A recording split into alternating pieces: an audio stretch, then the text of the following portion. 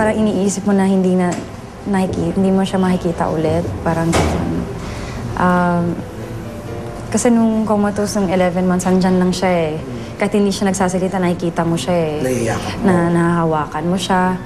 Ito ngayon kasi, wala na. Parang hindi na kasi, pabalik. Ama ni Isabel Oli pumanaw noong Miyerkules matapos ang halos 5 taong pakikipaglaban sa sakit na cerebral degeneration.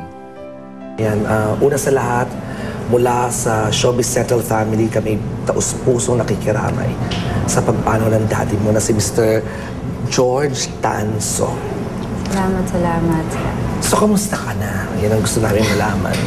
Ito, medyo, okay minsan.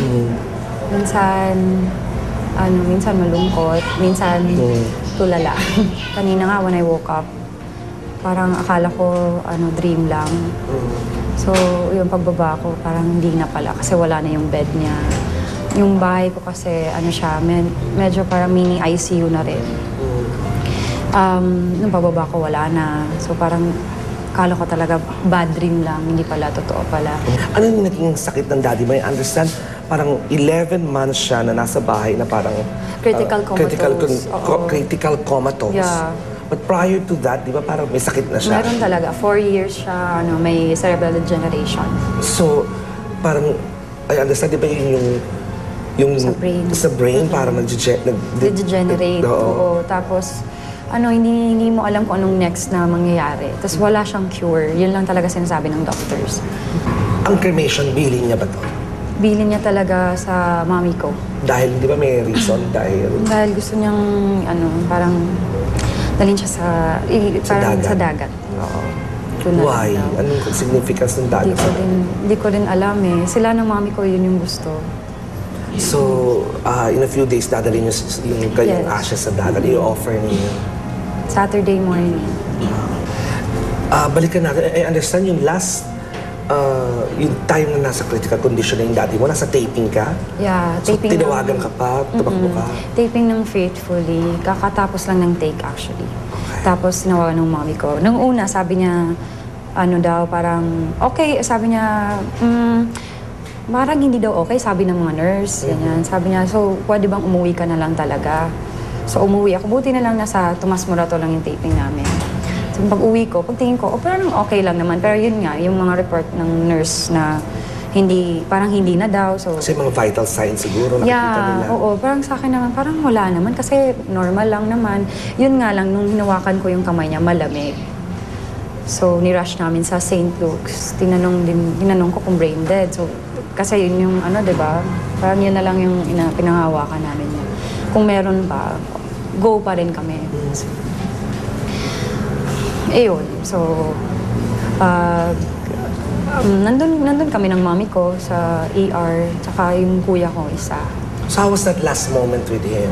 Kinakausap niyo ba siya, di ba? Oo. Usually kayo binubulungan.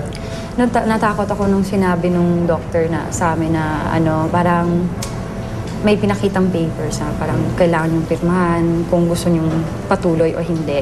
Kasi sa tingin daw nila, parang wala na, parang gano'n. Ano yung favorite memory mo together with your dad? Yung sinasamahan niya ako sa taping siguro. Kasi hindi lang naman yung sama lang tapos iiwan niya ako. Nag-stay talaga siya hanggang pack up. Wow. Tapos medyo matanda na rin siya noon. Yun. Tapos nung sinasamahan din niya ako mag-modeling, syempre nagko-commute lang kami. Sumasama talaga siya. Manila din kasi, so di ba parang galing Cebu, feeling namin Manila sobrang hindi safe. So pagdating mo sa Manila, siya na yung kasama mo sa bahay, sumama siya sa'yo. Nung lumuwas ka. Ang daddy mo, pinapayuhan ka tungkol sa love life. Sabi ko kanina, money matters, di ba? Sa love life mo. Si daddy, pagdating sa love life, sinasabi niya sa amin lagi. Kasi Chinese siya, di ba? Normally pag Chinese, dapat Chinese din, may ganyan. Siya, kahit sino pa yan, basta mahal ka lang. May ganyan siya. Gusto ko yun, basta mahal ka. Nakilala naman niya yung mga... Oh yes, lahat ng naging pinapakilala mo talaga.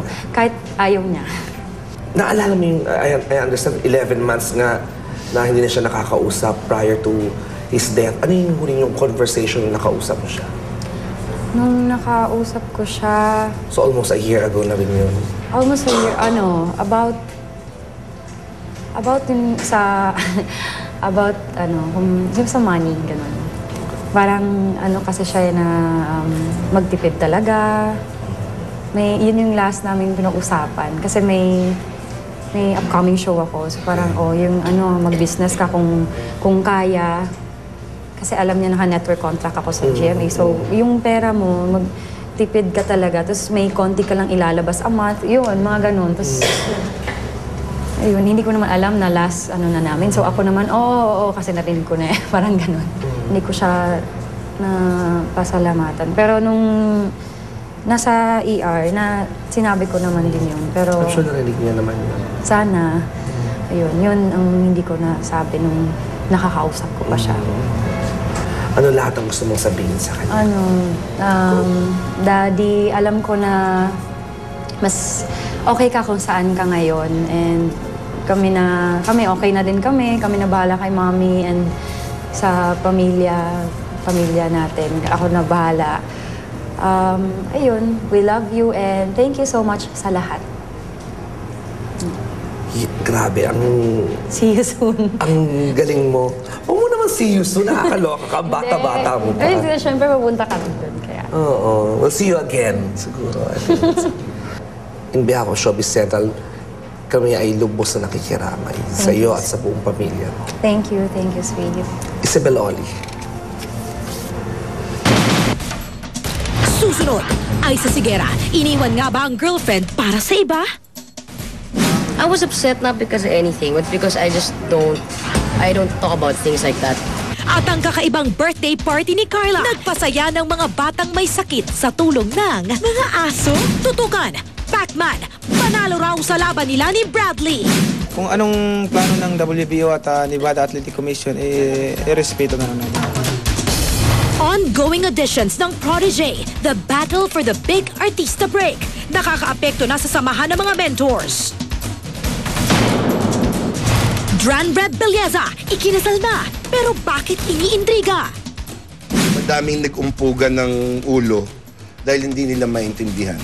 So, hindi ko naman pinipilit sa kanilang intindihan.